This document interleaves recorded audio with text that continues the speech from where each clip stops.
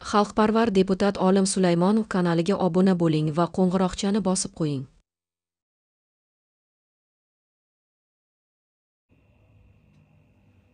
Assalomu alaykum.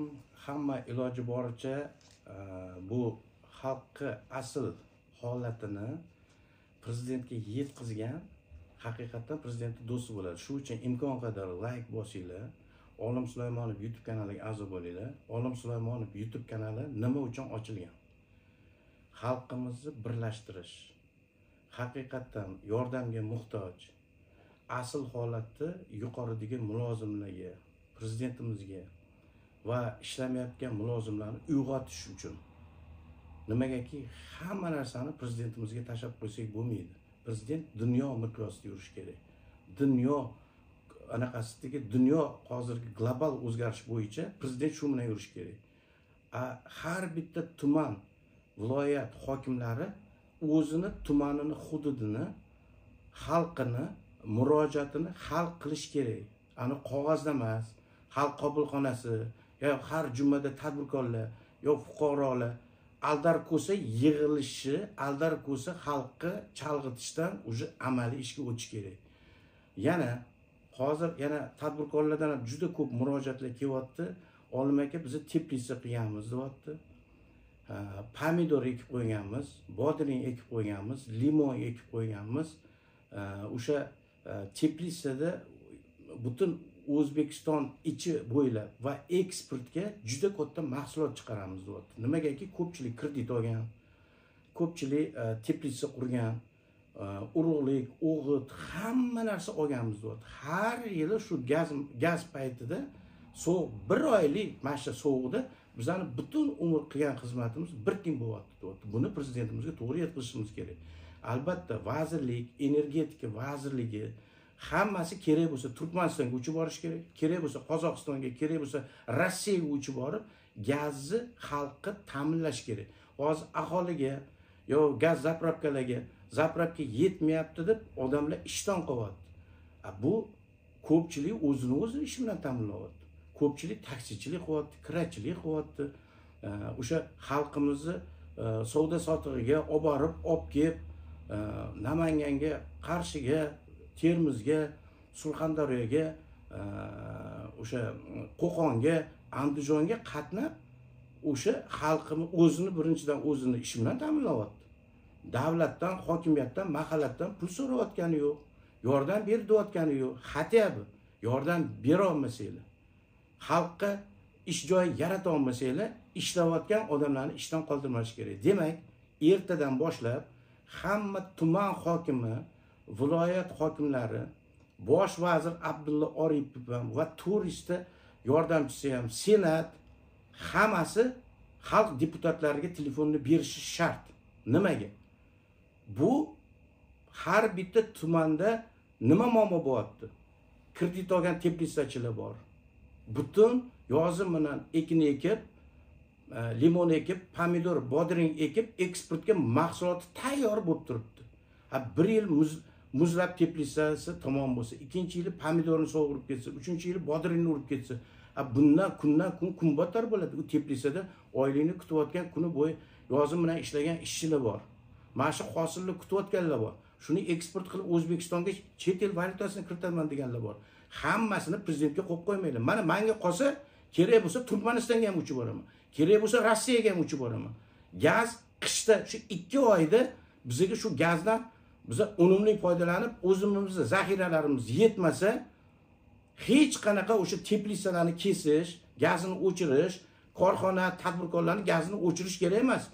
Ishlamayotgan vazirlik, ishlamayotgan o'sha energetika vaziri, o'sha tashqi ishlar vaziri, o'sha prezidentdan juda katta mansab oylik olayotgan samolyoti ham tekin borib kelishga. Turkmanistonga boringlar, Rossiyaga boringlar-da va gazni yetkazinglar. Uzluksiz aholiga gaz yetkazib berishimiz kerak. Energetika chiroq svetlarni yetkazib berishimiz kerak. Biza rahbarlar xizmat qilishimiz kerak xalq uchun. Xalqi qachongacha bu tadbirkor kredit olgan, u bilan ishinglar yo'q, o'g'it olgan, ko'chat ekkan, gul ekkan, o'sha teplitsasiga pomidor, limon ekkan, har yili bashi 1 oylik, 2 oylik sovuqda, qishda shartda hammasini teplitsasidagi pomidori tamom bo'ladi, bodringni tamom bo'ladi. Hammani keyin bekinib olasizlar. Vazirlikka borsa ham bekinib olasizlar, bosh vazir oldiga borsa ham, jamg'armaga borsa ham, bu ko'rinmagan anaqa bu ertaga xalqqa bu davlat xalq boyligi bu. Budjet tushumi shundan kelib chiqadi. Ish joyi, odamlar bir yil teplitsa bankrot bo'lsa, ikkinchi yil yana bankrot bo'lsa, taksichilarning gazi bo'lmasa, benzini bo'lmasa, yana ishsiz qoladi. Ishsizlik yana odamlarning noroziligini olib kelyapsizlar. Biza shunaqa ish qilishimiz kerakki, davlatga, yurtga, prezidentga ishonchni oshirishimiz uchun samolyot berilgan, mansab berilgan. Kerak bo'lsa men Turkmanistonga ham uchib kelaman. Kerak bo'lsa Rossiyaga ham borib uchib kelaman. Mana shu 2 oy do'st, qo'shni xalq biza Rossiya uchun, Qozog'iston uchun, Turkmaniston uchun, Qirg'iziston uchun, Tojikiston uchun jonimizni beryapmiz. Nimaga biza uchun mana shu 2 oylik qishda xalqqa rizqi uchun nimaga biza kurashmaymiz? Kurashishimiz shart. Va hozirgi kunda haqiqiy prezidentning do'st bo'lib prezidentga yordam qilishimiz kerak. Xalq deputatlari tirik bo'lishimiz kerak, faol bo'lishimiz kerak. O'zi sessiyaga nimaga borib kelyapsizlar? Nimaga kelyapsizlar? Yo'l masalasi bo'yicha aholidan murojaat tushyapti. Kanalizatsiya, svetlo o'chib qolishi bo'yicha, gaz masalasi bo'yicha, issiq suv bo'yicha, sovuq suv bo'yicha nimaga uxlab o'tiribsizlar? Men butun O'zbekiston viloyat hokimlaridan, tuman hokimlaridan, mana shu Toshkent viloyati, Qibray, Chinoz, Bo'stonliqni xalqini gaz bilan ta'minlashimiz kerak. Maktab, bog'cha, aholini hammasini gaz bilan ta'minlashimiz kerak. Hech qanaqa zapravkalarda o'chirt bo'lmasin. Hech qanaqa zapravkalarda taqiq bo'lmasin. Agar shu taqiqlar bo'lsa, odamlar o'zini o'zi o'sha taksichilik qilyapti, kirachilik qilyapti, kreditini to'layapti, kontraktini to'layapti, bolalarini o'qityapti, uylantirish kerak. Davlatdan anaqadan kredit olgan, shuni to'lashyapti, yeb-mi, ichmay, bolasini ko'rmay, xotinini ko'rmay, ertalab nabiralarini ko'rmay, Qo'qondan Toshkentga, Toshkentdan Andijonga, Andijondan o'sha Toshkentdan Termizga, Surxondaryoga, Sirdaryoga qatnashyapti. Va baraka topinglar. Mana bir ertalab, kechqurun bir Chilonzorga o'tinglar. Buxoroga qatnayotgan taksistlarni ko'ringlar. Sirdaryo, Chinoz, Jizzax, Zominga qatnayotgan taksistlarni ko'ringlar. Andijon, Buxoro, Qoraqalpoq, Termizga qatnayotgan taksistlarni ko'ringlar. Hamma faqat taksi tirikchilik qilib, shundan tirikchilik qilyapti. U ham uyiga pul bormayapti. Toshkentdan Buxoroga borguncha 1200 ta radar deyapti, palasa kamera deyapti. Bir kunda deydi 500 ming, 600 ming topsak deydi. 1,5 million, 2 million radarga ishtirok qilyapti deyapti. Va baraka topinglar. Qonunlar, qarorlar kim uchun chiqish kerak? Xalq uchun chiqish kerak. Xalqqa terisini shilish uchun emas, tadbirkorlikdan kamera, radar olib tashlash kerak, shart.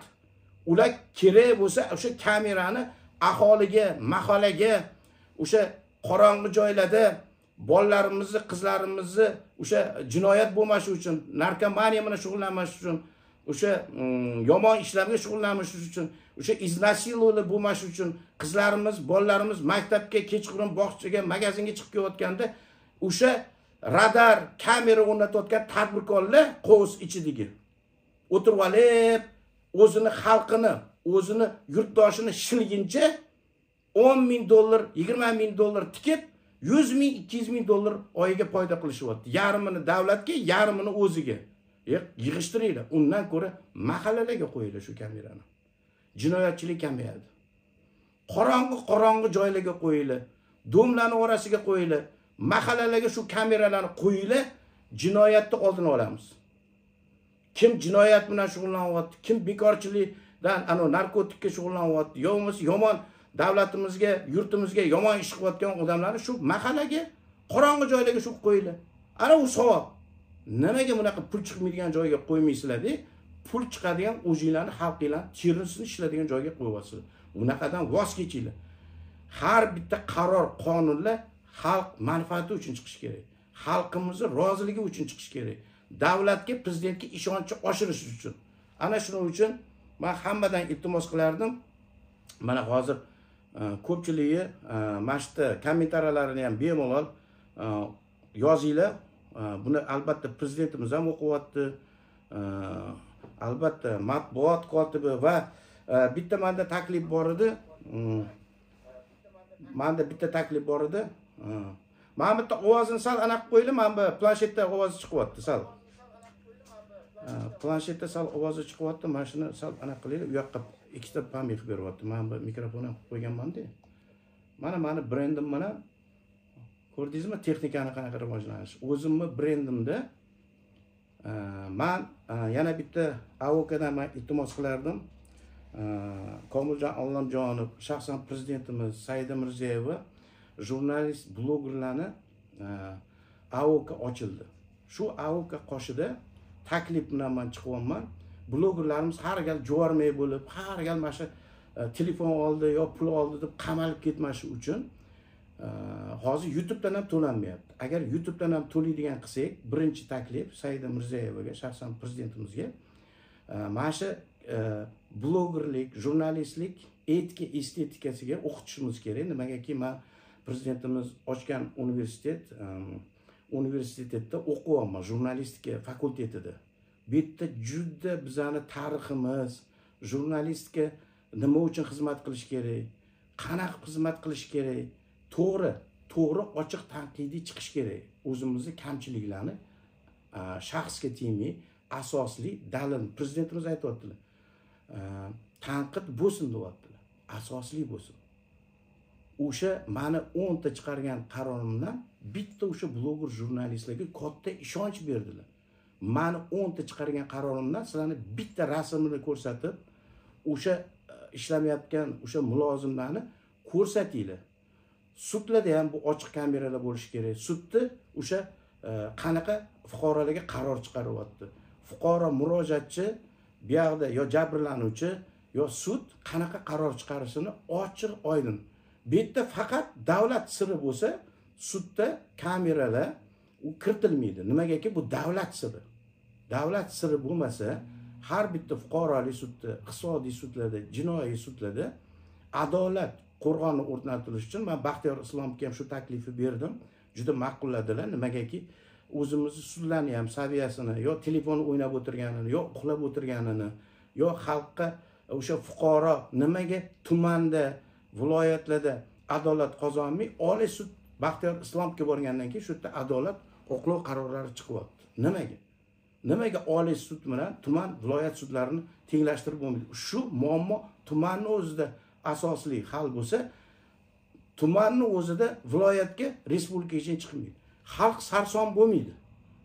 Har bitta chiqqan qaror O'zbekiston Respublikasi nomidan o'qilgandan keyin davlatga, prezidentga minnatdorchilik, o'sha sud tizimiga minnatdorchilik bildiradi. Sudlarni mana bu kiyib yurgan formasini sud desa yugurib kelib so'rashadigan xalqimizni shunaqa qilib qo'yish kerak. Uning uchun Baxtiyor Islomov sud tizimini tubdan o'zgartiryaptilar. Elektron hozir murojaatlar, elektron botlar ochyaptilar. Обращениyalar ham Qoraqalpoqdan, Andijondan, butun respublikadan O'zbekistonga kelib, Toshkentga kelib ariza berib ketishardi. Hozir uyida elektron tizimda Oliy sudga, tuman sudlariga, viloyat sudlariga ariza beriladi. Va qaysi kuni sud belgilanishi ham bilinadi, sud cho'zayotgani ham bilinadi. Sud tomonidan xatolik ketayotgan bo'lsa, asossiz cho'zayotgan bo'lsa, yillab yurishiga agar anaqa qilayotgan bo'lsa, sudni o'ziga chora ko'riladi. Baxtiyor Islomga o'z minnatdorchiligimni bildiraman. Oliy sud raisini shaxsan Shavkat Miromonov tartib o'rnatish uchun Oliy sudga eng oxirgi instansiya adolat, haqiqat bo'lishi uchun Baxtiyor Islomov qo'ydilar. Nimagaki ular xalqni eshitishi bilanlar, xalqni qabul qilishi bilanlar. Odamlar agar dardi bo'lmasa, adolat, haqiqat bo'lmasa, tuman sudida, viloyat sudida, respublika sudida, Oliy sudgacha borishmaydi. Shuning uchun Baxtiyor Islomov tumanning o'zidan ish hal bo'ladigan, tumanni sudlarini, viloyat sudlarini o'zini o'sha yerda adolat, haqiqat bilan qaror chiqarib, mana inson fuqarolik sudga borsa, yo iqtisodiy yo jinoyat sudga borsa, adolat o'rnatilgandan keyin kimga rahmat deydi? O'sha tuman sudi raisini, viloyat sudini Oliy sud raisini rahmat deb chiqib ketadi. Men fursatdan foydalanib Oliy sud raisi Baxtiyor Islomovga o'z minnatdorchiligimni bildiraman. Jinoyat ishlari bo'yicha Muslimov Ikrom akaga o'z minnatdorchiligimni bilan bildiraman va fuqarolik sudi raisi Halil aka To'raxo'jayevga o'z minnatdorchiligimni bildiraman. O'sha ko'p tizim mana shu sud tizimidan adolat haqiqatan aniqlanadi. Odamlardan noroziligini yo'q qiladi. Norozilik nimadan chiqadi? Nimaga boshqa oqimga yo chet elga yo boray deb ketib qolishadi, boshqa odamlarga ana qo'shilib ketadi. Nimaga? O'zbekistonda adolat o'rnatilmasa. Qachonki tizim, adolat, davlat o'zini kuchini ko'rsatsa, o'sha joyda katta ishonch bo'ladi. Kimga rahmat deydi? Mana hozir prezidentimiz bitta farmoyishi bilan Oliy sudga ming rahmat. Ichki ishlar vaziri Po'lat Bobojonovga, davlat xavfsizligi Po'lat Bobojonovga, prezident maslahatchisi Zokir Almatovga o'z minnatdorchilik. Bir kunda ko'chani yo'q qilishdi. O'zidan sportsmen yasab olgan, o'zidan ko'cha yasab olgan bir kunda tartib o'rnatib, bir pasda davlatning kuchini ko'rsatib qo'yildi. Lekin olov yonganda hammasini yoqib yuborish kerak emas. Men bitta iltimos qilardim, kecha Salim aka va G'ofir aka bo'yicha men chiqdim nimagaki, O'zbekistonning sportini boks bo'yicha va kurash bo'yicha Salim Abduvaliyev O'zbekiston vatani uchun, prezidentimiz uchun o'limga boradigan odam. Siyosatimizga qarshi emas. Unga suvenirlar beriladi, boshqalar beriladi. Lekin u suvenirlar prosta registratsiya qilib qo'yish bo'yicha ichki ishlarga chaqirib, Salim aka tartib hamma uchun baribir bir xil uyingizdagi qurollarni ro'yxatdan o'tkazib qo'ying. Bo'ldi. Odamlar mana yiqilganni tepib o'tishga bizani o'zbek millatida eng yomon narsa. Salim aka tilla odam, minglab odamlarga yaxshilik qilyapti. Bu o'sha kurash bo'yicha O'zbekiston bayrog'ini ko'tartiryapti. Kurash bo'yicha butun sportsmenlarga uy-joy beryaptilar, mashinalar beryapti. Prezidentimiz tarafidan, davlat tarafidan, Salim aka tarafidan moliyalashtiryapti. Butun dunyoga sportsmen O'zbekistonlarda eng kuchli kurashchilar bayrog'ini ko'tarib Amerikada, Yevropada, Rossiyada, Qozog'istonda, Dog'istonda, Chechenistonda hamma yog'i yutib kelyapti. Salim Abduvaliyevni men himoya qilib chiqdim. Nimagaki, u Salim Abduvaliyev juda samimiy inson. Uni ham farzandlari bor, nevaralari bor, o'g'illari bor.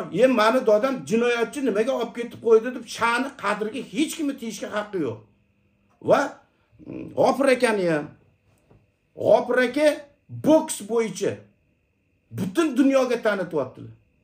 Vatanni, prezidentni, xalqini, O'zbekiston xalqini jonidan yaxshi ko'radi. G'ofir aka hech qanaqa jinoyatchi, hech qanaqa ko'chadagi aloqasi yo'q. Bu Islom aka paytda ham o'zimizni vatanimizga kela olmay, millioner, uni pulidan foydalanishimiz kerak, ish joyi yaratadi. Bokslarni ko'taryapti. Hozir agar Salimga yopishsak, Alisher Usmonovga yopishsak, G'ofir akaga yopishsak, ertaga chet eldagi investorlar ham kelmaydi. Bu odamlarni puli bor, mablag'i bor, muomalasi bor, madaniyati bor. Davlatini sevadi, yurtini sevadi, prezidentni sevadi. G'ofir aka bechara necha yildan beri Rossiyada, Dubayda yashayapti. Endi O'zbekistonga kelib, vatanim meni, jonim meni deb prezident xalqimiz uchun kerak bo'lsa jonimni beraman dedi. Kecha mana Taysonni olib keldi. Juda katta boksyorlarni olib keldi. Biz orzu qilganmiz Taysonni ko'rishga. Men o'zim sport, boks, karatega qatnashganman, boksga qatnashganman. Odam ko'zini yumdi, bo'ldi, yutqazgan degani. Men ko'zimni yummayman. Mana shu boksga birinchi borgan kunim 4 tasi bilan kurashganman. Sen agar 4 tasiga turib bersang, men seni boksga olaman degan. O'sha paytda, biza paytda boksga qatnashish, karatega qatnashish, sportga bunaqa imtiyozlar yo'q edi. Bekinib qatnashardik. Soyuz mahalda karatega, boksga, bo'y bespraviyaga bekinib zallarda qatnashardik. Nimagaki Sovet armiyasiga borishdan oldin biz o'zbek o'g'loni qanaqa kuchliligini, qanaqa duxovoyligini ko'rsatish uchun bokslarga qatnashganmiz. O'sha 4 tasiga tushganda ham Men ko'zimni yummaganman. Mendan 1 yil, 2 yil oldin qatnashganlar 4 to'g'ri rosa urishdi. Menda na anaqa yo'q, boshqa yo'q, lekin duh bor. Duh borligi uchun 4 tasi bilan kurashib, ko'zimni yummay mashaqasiga turaverdim-da, qochib ketmadim. 1-2 tushdi, lekin mana 1-2 urib qaytardim. Shundan keyin anaqa trener aldi, boksga olamiz, siz duhingiz boksda, sambada, kurashda, qo'l jangida va hayotda duh kerak odamda. Mana armiyaga bordim, Sovet armiyasiga. 600 ta o'zbek turibdi. 600 ta o'zbek o'sha paytda armiyada ham shunaqa narsa bor edi. Soyuz mahaldan qolgan narsa-da. O'sha Kavkazliklar, o'sha Chechen, Dagestonliklar juda sportsmen edi. Endi bizani o'zbeklar haqiqatan ko'pchilik til ham bilmasdi, sportga ham qatnashmagan. Shu 20 ta o'zbek bolani qorniga urdi, onasini so'kdi. Qorniga urdi, onasiga so'kdi. Hech kim aytib bermadi. Shunda meni yonimga kelgandan keyin Chechen. O'zi butun chasta Chechenlar ushardi, Dageston, Kavkaz xalqi ushardi, lekin juda anaqa sportsmen haqiqatan zo'r bolalar edi. Shuni 20 ta bolani qorniga urdi, onasini so'kdi. Qorniga urdi, onasiga so'kdi. Tartibda armiyada tartib qiladi, formasi, remeni, yoqasi kir bo'lsa. Shunda meni oldimga keldi-da, etigim ham toza, ko'ynagim ham toza, kiyimim ham toza, sochlarim ham olingan. Endi o'tib ketgisi kelmadi-da, o'sha uni g'ashi keldi-da, meni ham qorniga bir urdi-da, onamdan so'kdi. Shunaqasiga turdim-da, mashinaqasi shu tomog'im tegiga urdim. Chechen kutmaganida ag'anab tushdi-da, ag'anab tushib og'zidan ko'pigi chiqdi. Ana lekin komandir rota kelyapti, ana armanlar kelyapti, gruzinlar kelyapti. Alim тебе всё, конец deyapti. Ты уже всё. Ты уже majaqlab tashladi, Chechenni urib bo'lmaydi dedi. Men bilaman Chechen xalqini qanaqaligini. Смотри, за что? 12 ta Chechen boshqachasidan kelishdi. Hech kim yo'l olmayapti. Kaptorkaga olib kirishdi-da, meni "Ты что, борзый?" dedi. "Да я нормальный", dedim. "А за что ты чеченский народ ты не знаешь?" dedi. "Я знаю", dedim. "Духовой, кавказский, они тоже мусульмане, я тоже мусульманин". "А что ты наш чечен сбил?" dedi. "Проси у него", dedim. "У него ты сам спроси", dedim. "Vaç dedi, chechenchasiga 20 ta o'zbek urdim, indamadi. 21-chi я его был, он мне дал ответ, dedi. Уже oldimga kela olmayapti, qo'rqyapti. "Nima uchun urdim?" dedi. "Onamni so'kdi", dedi. "Onam bu meni vatanim bo'ladi. Ona bu o'zbek xalqining vatani bo'ladi."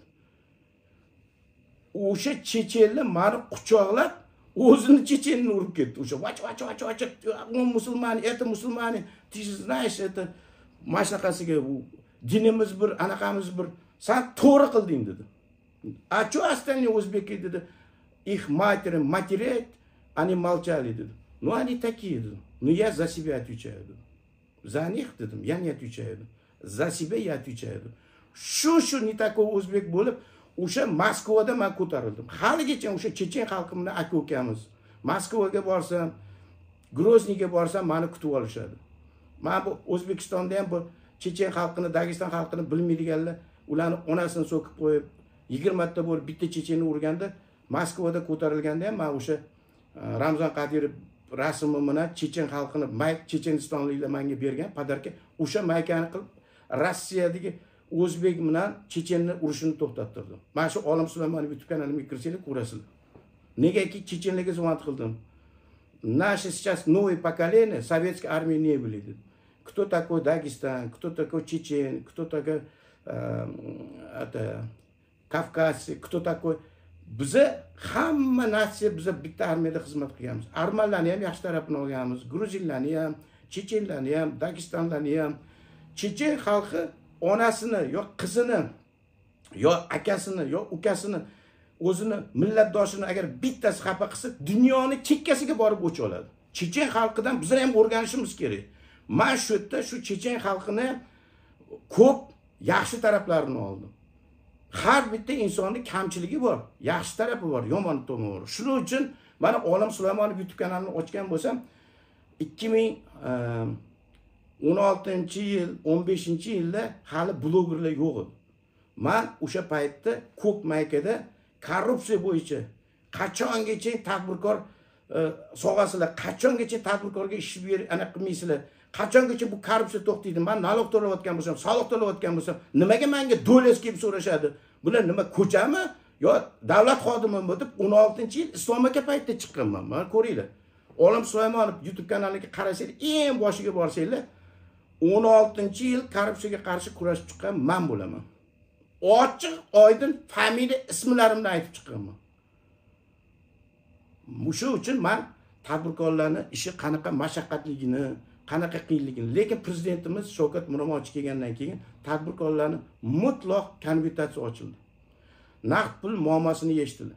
24 soat naqd shaklda xohlasanglar kartochkaga, va hozirgi mahalda svetga to'lash, gazga to'lash, kommunalni to'lash, har xil to'lovlar kartochka orqali. Men lutchi menga naqd pul kerak emas. Lutchi men aniq bankomatga borib naqd pulni kartochkaga tushiryapman. Nimaga? Bu yaxshi. To'lovlar hammasi avtobuslar ham, metro ham kartochka orqali. Magazinlarda hammasi kabelada ham kartochka orqali. Birinchidan soliq to'lanadi. Davlatimizga, byudjetga pul tushsin shu. Prezidentimiz tadbirkorlikka shunaqa yo'l beryapti.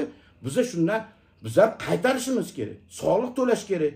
Keyin QR kod chiqadi. QR kod chiqqandan keyin 1% dan ham yaxshi yig'ilib qoladi. 1 million, 2 million yig'ilib qoladi. Ham soliqqa tushishini kontrol qilasiz. Ham o'zingizga o'sha QR kodini beringlar, chekini beringlar desa, yig'ilib 1 million, 2 million bo'ladi. Benzin quyasizlar, yana gaz svet to'laysizlar. Ko'ryapsizlarmi? Prezidentimiz konvertatsiyani ochib berdilar. Tadbirkorlikka yo'l berdilar. Asossiz tekshirishga chek qo'ydilar. Va yana 20 nechinchi yilgacha hech qanaqa tekshiruv bo'lmaydi deyapti. Lekin iltimos qilardim, tadbirkorlikka shunaqa yo'l berilyapti. Hozir grederlar, ana Toshkent viloyatining o'zida 150 ta greder bor. Shag'al, qum, asfalt zavodga, hamma qurilishlarga yirik qum, shag'al, shuvaladigan qum, anaqa yirik qum chiqaryapti. 24 soat, lekin nol topshiryapti. Unaqa qilmaylar. Soliq to'laylar. Kim desa, o tepasida katta odamlar deydi. Katta odamlar prezidentimiz mansab berib qo'ygan. Birinchi bu yopiq iqtisod O'zbekistonning iqtisodini davlatni kemiradi. O'sha uchun har bitta kafe ochganlar, choyxona ochganlar, magazin ochganlar, o'sha grederda ishlayotganlar, hammanglar soliq to'laylar. Soliq to'lash kerak. Soliq to'lansa, o'sha uyi yo'qlarga uy olib beramiz, yo'li yo'qlarga yo'l qilib beramiz, kanalizatsiya qilib beramiz. Budjetga o'sha tumanlarga berib qo'ydilar. Tumanni o'zi ishlatinglar deyaptilar. Hozir tuman hokimlari ham mazza qilyapti. Oldin viloyat respublikaga chiqardi. O'zimizga tushgan pulga to'langan soliqlarni pulini borib vazirlikka, ministerstvoga borib 1 yil, 2 yil so'rardik. Prezidentimiz hozir open budjet qilib qo'ydilar. Ortilgan puldan o'zingizlar tumanlarga yo'l qilinglar, kanalizatsiya qilinglar, svet, gazlarni o'chib qolmashi uchun oldindan zaminni tayyorlaylar. Mana bu yil ham biz Qibray tumanida svet o'chmashi uchun transformatorlar kerakmi olib berishimiz kerak. Transformator yog'larini olishimiz kerak. Transformator yog'ining o'rniga moy quyib bo'lmaydi. Transformator anaqalariga albatta transformator yog'i quyilishi kerak. U qizish, fizika qonunlari hammasi mo'ljallangan. Ko'pchilik ekonom qiladi, mashina moyini qo'yadi. Mashina moyini qo'ygandan keyin напряжение ko'tarilmaydi. Necha mingta transformatorlar oldingi qishda, bunning oldingi qishda portlab ketdi. O'sha uchun transformator yog'ini quyish kerak. Transformatorlarning kuchligini olish kerak. Budjetda bizlar deputatlar bekor o'tirmay, Qibray tumanida chiroq, gaz o'chmashi uchun, issiq suv, gaz o'chmashi uchun mablag'i kerak bo'lsa tumandan, yetmasa viloyat Zoir Toyirishdan olib kelaman deyapman. Zoir Toyirishda yo'q bo'lsa, respublika senatdan, prezidentdan olamiz deyapmiz. Prezidentimiz har bitta viloyatga pul beryaptilar. Ana shuning uchun birlashadigan payt keldi. Keyin jurnalistika bo'yicha blogerlardan men iltimos qilardim. Ko'pchilik hozir hokimiyat, saroy anaqasi blogeri bo'lgan. Murojaatchilarni kelsa amon ayollar, amon erkaklar, ayollarning orasiga amon erkaklar ham qilib qo'yilibdi. Murojaat qilib kelaveradiganlarni olib borib tiqishyapti, santaj qilishyapti, o'sha yerda urushyapti, santaj qilishyapti. Baraka topkinlar, murojaatchi muammosi bori uchun qiladi. Nima? Sizlar hokimiyatda qabul qilmasanglar, o'sha tumanda ishlamasa, kimga murojaat qiladi? BBCga, Ozodlikka, Negativga, blogerlarga boradi. Nimaga xalqimiz blogerlarga boryapti? Nimagaki ularni eshityapti.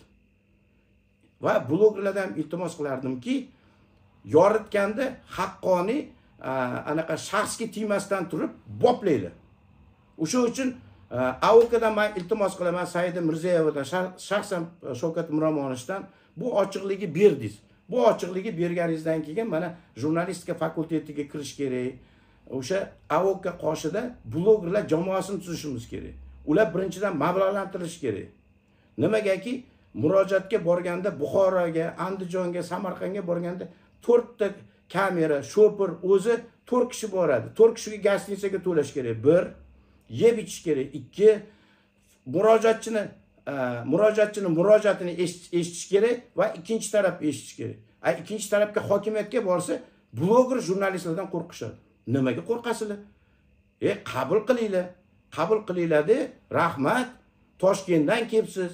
Xalqimizning muammosini ko'tarib kelibsiz. Mana Erkinjon Turdimov har bitta murojaatchiga, har bitta blogerga kerak bo'lsa, oylik to'laymiz, pul to'laymiz deyapti. Ko'targan muammosiga qarab deyaptilar.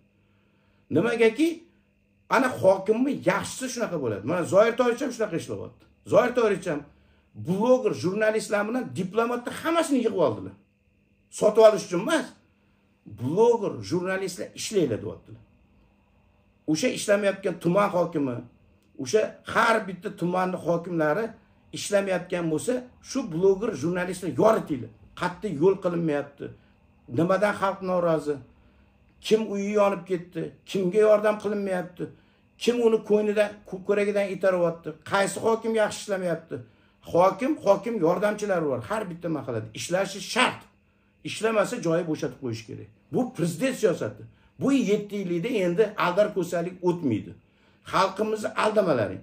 Endi taklif. Hurmatli Shavkat Miromonovich, hurmatli Saida Mirziyoyeva, hurmatli Komiljon Allamjonov. Meni bitta taklifim. Jurnalistika, bloger jurnalistlarni AOK qoshida jamoasini ochsak. Nimagaki ularni ham o'qitaylik. Ani ixtirosligi berib turilib, boshqa qilib bir tomonni yoritib ikkinchi tomonni yoritmasa, bu ham noto'g'ri. Keyin olib chiqayotgan materiallarda shaxsiga, saniga tegmasdan turib, menga o'xshab boshini silab, malatokda pachaqlab tashlash kerak. Vazir bo'ladimi, senat bo'ladimi, tuman hokimi bo'ladimi, viloyat hokimi bo'ladimi, valomat bo'ladimi, prezident bergan mansab agar shuni ishlamasa, ishlatishga majbur qilishimiz kerak. O'shanda ham sha'niga anaqasiga tegmaydi. Mana men ko'p Tanzila Narbayevani tanqid qilaman, asosli tanqid qilaman, lekin xafa bo'lmaydi. Ertasiga o'sha ish bitgandan keyin Tanzila Narbayevani maqtab chiqaman. Abdulla Oripov bosh vazir juda ko'p tanqid qilaman. O tadbirkorlarni qabul qiling, chet el valyutasida kredit olganlar xonavayron bo'lib ketdi, shularga yordam qiling, jamg'armadan yordam qilinglar, teplitsasi bor, xolodilnigi bor.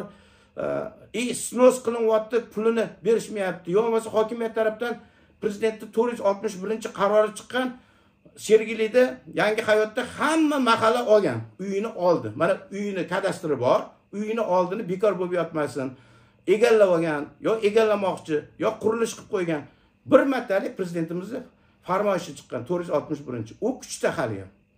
O'sha Sergeli Yangi Hayotda Asqar aka, A'zam aka o'sha Uglovoy uyini oldidan 461 prezidentimiz bir martalik amnistiyasi tufayli qonuniy kuchda mahalla hokimiyatdan kelib qaror chiqarib uyiga belgilab berilgan. Belgilab berilganda 10 milliondan oshiq, 10 milliarddan oshiq mablag'i otasi Asqar aka, A'zam aka adasi tikib afg'on urush qatnashchisi. O'sha joyga ish joy yaratgan. 4 yil, 5 yildan keyin qarang, prezident farmoyishi kuchda. O'sha Yangi Hayotdagi o'sha mahallani hammasi uy olgan, uyda yashashyapti. Uyini oldida joy bor. Yo'lga, metroga ham chiqadigan joy emas. Uyini oldi 461 prezidentni bir martalik amnistiyasi tufayli shu joy hokimiyat qarori bilan Sergeli tuman hokimining qarori bilan egalik huquqi berilgan. Qurilishga ruxsat olgan, mahalladan ruxsat oladigan, ish joyi yaratgan, 10 milliardga joy qurgan, o'sha joy 2 yildan beri o'qimagan, prezident qarorini tushunmaydigan 461-qaror hali ham kuchda. Bir martalik 1 yilda amnistiya berganlar. shu amnistiya bo'yicha el qatori olgan Asqar aka, A'zam akani 2 yildan beri sudimiz obora qilib yurishdi. Mahalla raisi ham bu yerda qo'l qo'ymayman, bular qonuniy olgan, bular 461 bilan olgan desa, u oqsoqolni ishdan olib tashlab, boshqa oqsoqolni ishga olib, dokumentni poddelka qilib, sudga topshirib 2 yildan beri anaqa qilib yurishdi. O'sha uchun Baxtiyor Istonov qabul qildilar, To'raxo'jayev qabul qildilar. O'sha qarorni qayta ko'rish uchun, noqonuniy ko'rilgani uchun sudning qarorini bekor qildi. Endi hozir sud jarayoni Oliy sudga ketyapti. Shu odamlarni noroziligini olib keladi. Davlatga, prezidentga ishonchsizlik olib keladigan odamlarni, hokimlarni ozgina o'qitishimiz kerak. Ko'pchilik o'zini manfaati uchun, pul uchun bitta tadbirkordan olib, domga berib yuborishmoqchi-da, dom qurib pul qilishmoqchi. Bu yerdagi tadbirkor aholi nima deydi? O'sha aholi 461 bilan hamma o'sha mahalla olgan-u. Nimaga o'sha O'g'lavoy joyi olib qo'ymoqchisizlar? Mana kim prezidentga xiyonat qilyapti? Kim davlatga, prezidentga ishonchsizlik olib kelyapti? Mana shunaqa insonlar. Shunaqa insonlardan qutulishimiz kerak va har kuni selektorda o'tirishadi, har kuni yig'ilishda o'tirishadi. Hokimlarni ham psixologiyasini tekshirishimiz kerak. Nimagaki bu mansab, kasb kasali odamlar ko'pchilik kasallikka uchrab qoladi. Yo'qmasa zazvijda etib ketadi. Hokim kelyapti deydi, "O, mana bu yerda 4 ta sektor nima xizmat deydi. 4 ta sektor addin ishlash kerak. Prokuror o'zini ishini qilish kerak, xalq manfaatini, prezident qarorini bajarish kerak. Ichki ishlar ham hech kimga bo'ysunish kerak. Ichki ishlar jinoyatchilikni oldini olish kerak. Hokimga ham, boshqaga ham hech kimga bo'ysunish kerak, qonunga, konstitutsiyaga bo'ysunish kerak. Prezidentga bo'ysunish kerak. Prezident qarorini o'qish kerak. O'sha uchun ichki ishlarni ham obro'ini ko'tarish uchun ichki ishlar tuman hokimi, viloyat hokimiga bo'ysunishdan voz kechish kerak. Ichki ishlar xodimlari jinoyatni oldini olish kerak, mahallalarga kamera qo'yish kerak, uyma-uy yurish kerak. Kim nima bilan shug'ullanyapti? Kim davlatga qarshi, kim anaqa boshqa guruhga qo'shilib ketyapti, shu bilan yurish kerak. Ichki ishlarni hokimiyatdan ajratishimiz kerak. Ichki ishlar baloga qolib ketyapti. Hokim buyruq beradi, borib ichki ishlar boradi, isnos qildiradi. Kim yomon ko'riladi? Ichki ishlar tizimi yomon ko'riladi. Shuning uchun Po'lat Bobojonovga ham, Zokir Almatovga ham men o'zim taklifimni beryapman. Ichki ishlar fidoyi ishlayapti. Kuni-tun ishlayapti. Jinoyatchilarni ushlayapti. Oilalarda janjal bo'lsa, o'shalarni ajrataman deb nechtasi o'lib ketyapti. Jinoyatchilarni ushab o'lib ketyapti. Ularni uyidan xabar olishimiz kerak. Ichki ishlarga dog' tushiradigan inson ishlash kerak emas. Ichki ishlarni men juda hurmat qilaman. GAI xodimlarini, Milliy gvardiyani, davlat xavfsizligini, prokuraturani, sud tizimini hammasini hurmat qilaman. Lekin dog' tushiruvchilardan qutulish kerak. Xalq prezidentimizning bitta gapi bor. Ichki ishlar ham, prokuratura ham, sud ham, Milliy gvardiya ham, hokim ham, mahalla raisi ham, deputatlar ham, men shaxsan prezidentim meni xalq saylagan. Men xalqqa rozi qilaman deb kelganman. Shuning uchun bugundan keyin hamma tuman, viloyat, butun respublikadagi hokimlar o'zingizlarning telefonlarini berib qo'yinglar. Nimaga? 1 oy yo 2 oy sovuq tushyapti. Shu sovuqda zapravkalarda gazlar, propan gazlar bemalol bo'lsin. Aholiga berilayotgan gazlar bemalol bo'lsin. Teplitsaga berilayotgan gazlar bemalol bo'lsin. Maktablarga berilayotgan gazlar bemalol bo'lsin. Uning uchun kerak bo'lsa Rossiyaga ham borib uchib kelamiz, Turkmanistonga ham borib uchib kelamiz, Qozog'istonga ham. Bizning qo'shnichiligimiz yaxshi, prezidentimiz hamma davlatlardan yaxshi qilib qo'ydi. Faqat ishlashimiz kerak. Tuman, viloyat. Har bitta viloyat hokimi, tuman hokimi telefon nomerini berib qo'yishi shart. Oldingi yili chiqaruvdilar prezidentimiz. Telefon nomeringni berib qo'y. Ishla. Xalqdan nima muammo chiqyapti? Ekstreni tumanni o'zida. Mana Qibray tumani katta emas. Qibray tumanida zapravkaga o'chirib bo'lyaptimi? Benzinga o'chirib bo'lyaptimi? Teplitsani gazini o'chirishmoqchimi? Mahallani gazini o'chirishmoqchimi? Yo'q, bunga yo'l qo'yish kerak emas. Teplitsa eksportga molini tayyorlab turibdi. Pomidor, bodringlar narxi oshib ketadi bo'lmasa. O'zimizni xalqimizga arzon pomidor yetkazib berish, bodring, limon yetkazib berish uchun Teplitsa ishlash kerak. Teplitsa erta bahorga yana ko'chatlar tayyorlab beradi. Ana shuning uchun hech qanaqa Teplitsalarning gazi o'chirilmasin, hech qanaqa zapravkalarda taqiqlar bo'lmasin. Uni ustiga qishni 2 oy qishda biz gazni svetni xarajatini ko'paytirishimiz kerak. Ta'minotni ta'minlab gazlarni oldindan zapas qilib qo'yishimiz kerak. Nimaga mana Germaniya butun dunyodan, Rossiyadan, butun chet eldan, Turkmanistondan, Ozarbayjondan gaz, neft sotib oladi, zapas qilib qo'yadi. Nega biz zapas qilmaymiz? Oldin bor edi-ku o'sha gazlarni har bitta tumanga, viloyatlarga gaz va anaqani zapasi bo'lardi. Shunga qaytishimiz kerak.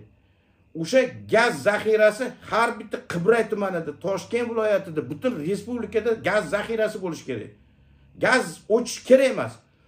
Hozir 2 oy qishda butun yetishtirilgan qishda kerak hozir. Qishda agar pomidorni sovurib ketsa, limonni, pomidorlarni, bodringni sovurib ketsa, eksport qila olmaymiz.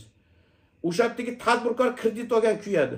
Ko'chat olgan, ishlatgan, ishlarning oyligini berish kerak. Bundoq bo'lib bodringlar, pomidorlar bitta sovurib ketsa, olmay obloq bo'ladi. Kimga ziyon? Bu davlatga, byudjetga, xalqimizga ziyon. Keyin kreditini to'la olmaydi, muammo bo'ladi. Borib teplisasini olib qo'yadi, borib mulkini olib qo'yadi. Undan xabar olmaysizlar. Sovuq tushdimi, gazini o'chirdinglarmi? Teplisani tadbirkori pulini to'lab berishingiz kerak jamg'armadan. Yo gaz beringlar, yo jamg'armadan o'sha kompensatsiyani to'lab qo'yish kerak. Va klasterlar, fermerlar ham ko'p murojaat qilyapti.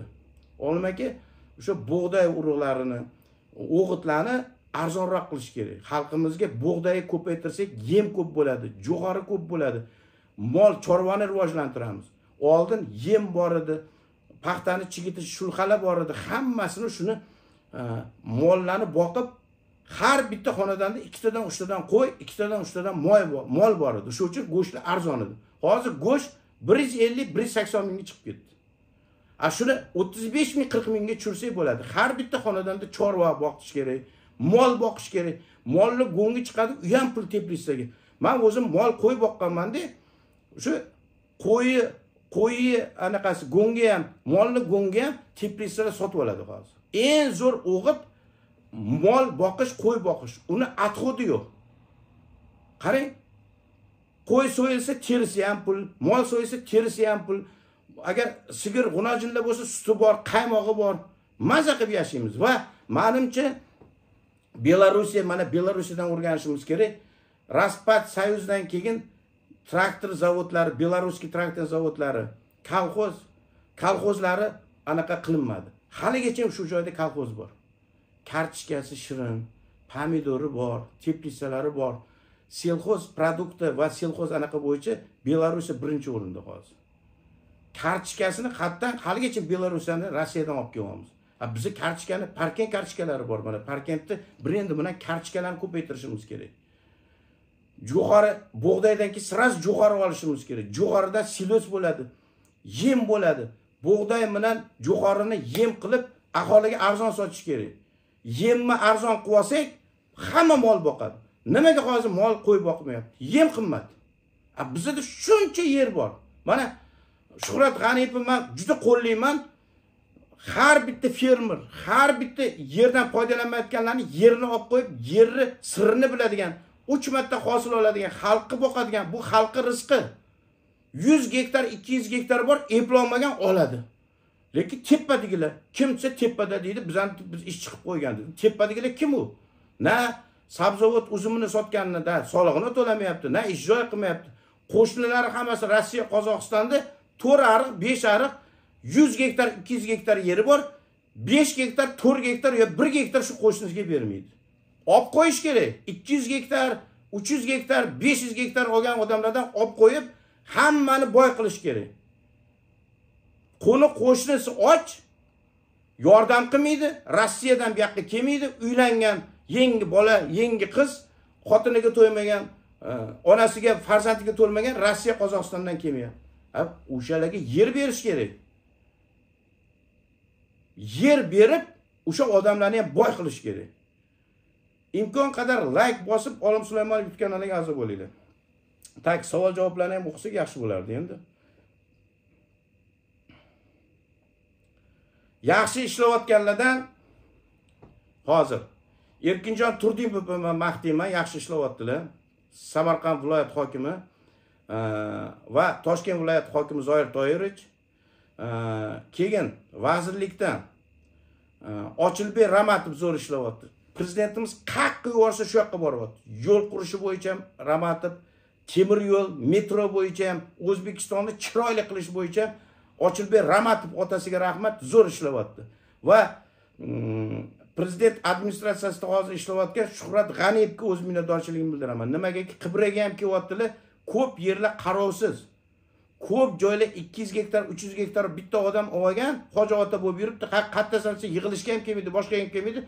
Namozdaman deydi. Namozni odamlarga ziyoning yetkazmay, boshqa qilmay, o'sha namozni o'qish kerak. Bu farz. Hojlarga ham borish kerak. Lekin yig'ilishga kelish kerak. Yig'ilishga kelmagan, значит bitta siri bor u odam. Qarasa 3 marta O'zbekistonda hosil olsa bo'ladi, hosildorlik. Bug'doy ekib, bug'doydan keyin srazi jo'xoriga berish kerak. Srazi karchka ekish kerak, piyoz ekish kerak, so'z ekish kerak. So'zini ham o'sha turuplar ekish kerak. Turuplar hozir eng kerak. Sholg'om turib yegan odam juda lag'moni shirin bo'ladi, ovqatlari shirin bo'ladi. Butun Rossiya, Ukraina, Belorussiya, Amerika, Yevropa turuplarni sholg'omlarimizni oladi. Sholg'om ham pul, qizil lovlaga ham pul. Hammasini ekib turib 3 marta hosil olsak bo'ladi O'zbekiston yeridan. 36 million xalqimizni boqa olamiz bemalol. Mana Xitoy birinchi o'rinda nasileniya bo'yicha. Xitoy birinchi o'rin, hech qanaqa Xitoy xalqi Rossiyaga yo Qozog'istonga yo O'zbekistonga muhojir, musofir bo'lib kelmaydi. Yo investor bo'lib keladi, yo qo'shma korxona ochgani keladi. Hindiston ikkinchi o'rinda turadi. Hindiston ham meditsina bo'yicha birinchi o'chirdi, farmatsevtika bo'yicha birinchi o'chirdi. Lekin xalqi O'zbekistonga muhojir bo'lib, yo Rossiyaga muhojir bo'lib yurganini ko'rayotganimiz yo'q. Ko'ryapsizlarmi? Yo investor bo'lib kelyapti, yo meditsina bo'yicha qo'shma korxona, yo gospital ochyapti, yo operatsiya qilyapti, pul topyapti. Bizning xalqimiz kimdan kam? Ali bin Sino bizdan chiqqan u. Bizning kitobimizni olib Amerika, Germaniya, Yevropa, Rossiya olim bo'lyapti. Bizning mutaxassislar oylik kam to'langani uchun Rossiyaga, Amerika, Koreyaga borsa, qayerga borsa o'zbeklar, o'zbeklar xirurg, o'zimiz anaqalar o'sha perisadka, pochin, pechka hamma narsa qilyapti. Operatsiyani qilyapti, stentlar qo'yyapti, yuraklarni kasalini lecheniya qilyapti. Hammasi o'zbeklar. Tish doktori ham o'zbeklar hammasi. Bizda shunda oyliklar ham oshadi. Men bitta taklifim bor edi. Mana Amerikadagilar ham hech qaysi boshqa davlatga kelib yo muhojir yo musofir yurtda ish qidirib, pul qidirib kelmaydi. Hindiston ham necha million xalqi bor. Xitoydan keyin Hindistonning necha million odami bor. Bitta yurtga borib musofir yo ish qidirib, yo qor ko'rib, yo qurilishda ishlamaydi. Hindiston, keyin Amerika. Nimaga bizning 36 million xalqimiz Rossiyaga, Ukrainaga, Belorussiyaga, Amerikaga borib ishlash kerak? Bizning O'zbekistonda o'zimiz xalqimizni boqamiz. O'sha yer boqadi bizani. Tadbirkorlik boqadi. Ayni 2 oy qishda gazni o'chirib qo'yish kerak emas. Tadbirkorlarning rizqi buziladi. Yildan yil bitta tadbirkor, ikkinchi 10 ta, 100 ta, 1000 ta tadbirkor olmayin bo'lsa nima bo'ladi? Bizda har bitta tadbirkorni orqasida minglab ishchi odam, minglab, milliardlab byudjetga pul tushadi. Bu davlat siyosati, bu iqtisod, bozor qo'shonishimiz kerak. Hozir global butun dunyoda o'zgarish ketyaptimi? Biza oziq-ovqat xavfsizligi bo'yicha biz zaxiralarni qilib O'zbekiston xalqiga arzon tarqatib, chet elga, Ukrainaga, Belorussiyaga, Amerika, Yevropaga, Dubayga, Shanxayga eksport qilishimiz kerak. Gilosdan tortib, kapsda butun O'zbekistonda 3 marta hosil olib, butun xalqimizni boy qilishimiz mumkin. Va yer osti boyliklarimiz bor bunga yarasha. Uranimiz bor, gazimiz bor, tillamiz bor, lalmikol yerimiz bor, sement zavodlari bor, metal zavodlari bor. Bizda ham boy davlat yo'q. Mana prezidentimiz aytgandek, bunaqa O'zbekiston 36 million xalqini 5 ta O'zbekistonni boqish uchun tillalarimiz, mislarimiz, tillalarimiz, metallarimiz, o'sha konlarimiz yetadi. Lekin buni o'g'rilik yo'q bo'lsa, korrupsiya yo'q bo'lsa, xalqimiz boy bo'ladi. O'sha uchun hamma tuman hokimlari, viloyat hokimlari telefoninglarni berib qo'yinglar. Qatta zapravkada o'chirdi, qatta issiq suv o'chib qoldi, qatta gaz o'chib qoldi, qatta svet o'chib qoldi. Shaxsan hokim, tuman hokimlari kechasi kunduzi telefoni ham ishlash kerak, o'zi ham ishlash kerak. Va qo'lingizda resurs bor. Nechta o'sha yordamchilar bor, ishlaylar. Qatta gaz o'chirib bo'lsa, qatta zapravkada agar o'chirib bo'lsa, Zapravkadagilar odamlarning orqasiga taqdirini o'ylayapsizlarmi? Zapravkada 2 soat kunlab o'chirib turib, gazga o'chirib tursa, kuni bo'yi uyiga pul topmay, sovuqda ishidan qoladi, puldan qoladi, oilasini boqa olmaydi, kreditini boqa olmaydi, qizining kontraktini to'la olmaydi, qarzini to'la olmaydi, yangi yilga yaxshi o'tira olmaydi. Shu uchun yangi yildan keyin ham 2 oygina qish bo'ladi. Dekabr, yanvar, fevral. Shu 3 oy sovuqqa biz chida olmasak, gaz yetkazib bera olmasak, gaz zaxirasini yetkazib bera olmasak, uyatu. O'sha uchun hammasini prezidentga qo'yib qo'ymalaring. Gazni zapasi yo'qmi? Gaz kelmayaptimi? Turkmanistonga uchib boringlar. Rossiyaga uchib boringlar. Qozog'istonga uchib boringlar. Xalqimizni teplisasini, gazini o'chirmaylik. Zapravkalarda o'chirib bo'lmasin. Xalqimiz o'zini o'zi kunini ko'ryaptimi? Sizlarga xalaqit qilmayaptimi? Hatto bu mushat ham qilmaydi. O'zini o'zi ish bilan ta'minlayapti. O'zini o'zi pul bilan ta'minlayapti. O'sha teplisadan, xolodilnikdan, o'sha savdo sotiqdan, o'sha taksichilikdan o'zini o'zi kunini ko'ryaptimi? Xalaqit qilmaydi. Gazini kesmaydi. Zapravkalarda gaz bo'lsin, svetlo o'chmasin. Teplisani gazini kesib ketmalaring. Buning orqasida millionlab odamlarning taqdiri yotibdi. Ana shuning uchun imkon qadar kim prezidentning do'sti bo'lsa, ishlanglar. Sizlarga mansab beryaptilar. Chiroyli xonalar qilib qo'yaptilar. Anu qip-qizil qop-qora Mersda yuribsizlar, gilamli Mersdan tushib, gilamli xonalarga kirib ketmay ishlanglar. Va yana bitta taklif, hamma tuman hokimlari, viloyat hokimlari, prokuratura, ichki ish, milliy gvardiya, senat, bosh vazir hammasi prezidentdan tashqari Buvayda mashinasiga o'tinglar. BYD mashinasi 1200 km yuradi, 600 km yuradi. Mana hozir Zoir Toyirich butun viloyatga birinchilardan elektromobillarning zapravkasini olib kelyaptilar. Otalariga rahmat. Men hammasini kuzatib, mana shu Olim Sulaymon YouTube kanalida qo'yib bordim. Ko'ringlar. Xitoydan elektromobillar zaryadkalarini har bitta tumanda, har bitta ishxonalarning yonida. Например, mana prokuratura ham, ichki ishlar ham, tuman hokimi, viloyat hokimlari, butun respublika hokimiyatidagilar, hamma vazirliklar, hamma senat, hamma o'sha mulozimlar hammasi elektromobilga o'tinglar. Birinchidan xalqqa budjetni pulini tejaysizlar. Benzin, necha trillion benzin ketyapti. Necha trillion moy ketyapti, filtri ketyapti, shinasi ketyapti. Bu 300 ming, 400 ming Mersda yurgandan ko'ra 35 ming, 40 ming dollarlik elektromobilda yuringlar. Hammaga taqiq. Toshkent viloyati, Samarqand, butun viloyat hokimlari elektromobilga o'tinglar. 600 km yuradi. Ja uzog'i bo'lsa 1200 km yuradigan ham bor. O'sha BYD mashinasiga o'tasizlar hammanglar, hammani benzinda yuradigan, o'sha million benzinda yuradigan milliardli anaqa Mercedes'ni chet elga sotib yuboringlar, yo'qsa tadbirkorlarga sotib yuboringlar. Keyin ekologiya yaxshi bo'ladi. Hamma elektromobilga o'tsa, ob-havo, klimat juda o'zingizlarni hissinglar qo'shasiz. Bolalarimiz, nevaralarimizga nima qoldiramiz? Gazimiz ko'payib ketgan, shaharda yurib bo'lmaydi. Tuman viloyatlarda ham yurib bo'lmaydi. O'sha uchun elektromobilga hamma o'tsin. Hamma mulozimlar ertadan prezident farmoyish chiqarib beradi, xudo xolasa, hamma elektromobilga o'tsin. Hokimiyat yoniga qo'yib qo'yasizlar mashinalarni, xalqqa qabul qilasizlar, kech-kecha ishlaysizlar, mashinalar zaryadkada turadi. Benzin quymaysizlar, moy almashtirmaysizlar, filtr almashtirmaysizlar. Bilasizlarmi, bitta moy almashtirish, benzin quyish kuniga necha trillion, necha milliard ketyapti. Uni o'rniga BYD mashinasini olib, o'sha hokim, tuman hokimlari, vazirliklar, senat, hamma davlat mulozimlari prezidentdan tashqari hamma o'sha BYD mashinasiga o'tinglar. Juda zo'r mashina ekan. Men o'zim ham yurdim. Benzin, salarka hidi yo'q. Elektri 600 km yurar ekan. 600 km degani bu dahshat. Juda zo'r. Undan tashqari hozir har bitta tumanlarga, viloyatlarga anaqa zapravka qiladigan, o'sha zaryadka qiladigan o'sha elektr stansiyalar qurilyapti. Bir pastda zaryadka qiladi, yuraverasizlar.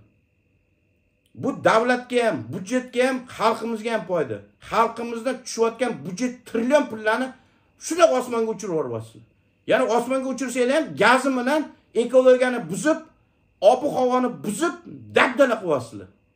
O'sha uchun hamma mulozimlar, tuman hokimlari, viloyat hokimlari, senat, oliy majlis, qonunchilik palata hamma elektromobilga o'tsin.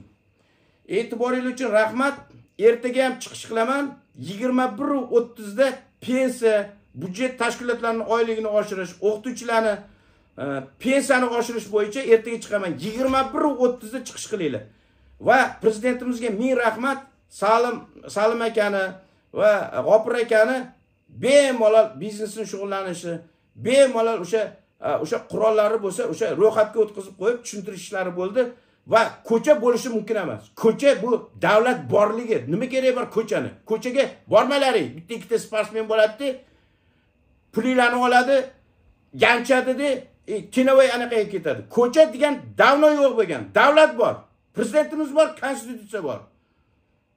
Lekin Salim akani ming rahmat, sportni butun dunyoga tanitgani uchun, otasiga rahmat, onasiga rahmat, G'ofur akani ham boks bo'yicha tanitgani uchun, o'zi sanoqli bizning millionerimiz bor. Iskandar aka bor.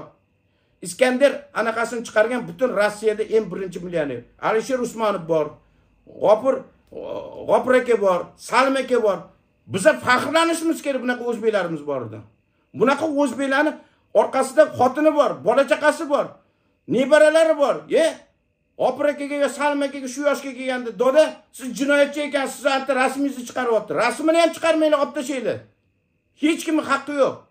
O'g'ri bo'lsa, siyosatga qarshi bo'lsa, prezidentga qarshi bo'lsa, rasmini chiqaringlar. Hech qanaqa ko'cha yo'q. Davlat bor. Davlatning kuchi bor, qudrati bor. Men o'z minnatdorchiligimni bildiraman. Davlat xavfsizligi Absalom Azizovga, Ichki ishlar vaziri Po'lat Bobojonovga, Zokir Almatovga, Milliy gvardiyaga, butun ichki ishlar xodimlariga ming rahmat.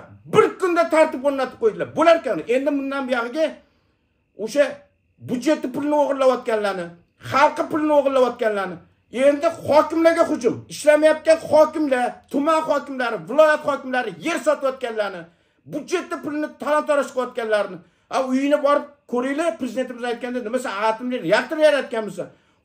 Hokim yordamchilarining uyini ko'rib, dahshatga tushib ketdi. Prezidentning uyi bunaqa emas. Qaysi pulga qilyapti? Shuni oylikka qilyaptim. Bundan keyingi kurash tuman, viloyat hokimlariga bo'ladi va vazirlikka, ayrim senatdagilar, o'sha jinoyatchi, yopiq anaqa bilan ishlayotgan, iqtisod bilan ishlayotganlarga hujum bo'ladi. 1 so'm nalog to'lamay shag'al, qum chiqarayotganlarga bo'ladi. 1 so'm pul to'lamay 200-300 gektar yer olganlar bilan hujum bo'ladi. 10 yillik, 20 yillik byudjet pulini to'latamiz. Pulni to'lamasanglar xuddi Qirg'izistonga o'xshab qamaymiz. Qamasdan oldin byudjet pullarini, o'g'irlagan pullarini qo'ydiramiz va xalqqa davlatning kuchini ko'rsatib qo'yamiz. Ming rahmat Absalom Azizovga, ming rahmat prezidentimizga. Bir kunda tartib o'rnatib qo'ydingiz. Bundan keyingisi qolgan o'g'rilarga prezident mansab berib, xoinlik qilganlarni hammasini familiya ismi bilan erta 21:30 da o'qiyman. E'tiboringiz uchun rahmat. Kim prezidentga do'st bo'lsa, kim xalqqa do'st bo'lsa, prezident qarorini bajarishga hammamiz birlashamiz. E'tiboringiz uchun rahmat. Hamma like bosib, Olim Sulaymonov YouTube kanaliga a'zo bo'linglar. Xalqparvar deputat Olim Sulaymonov kanaliga obuna bo'ling va qo'ng'iroqchani bosib qo'ying.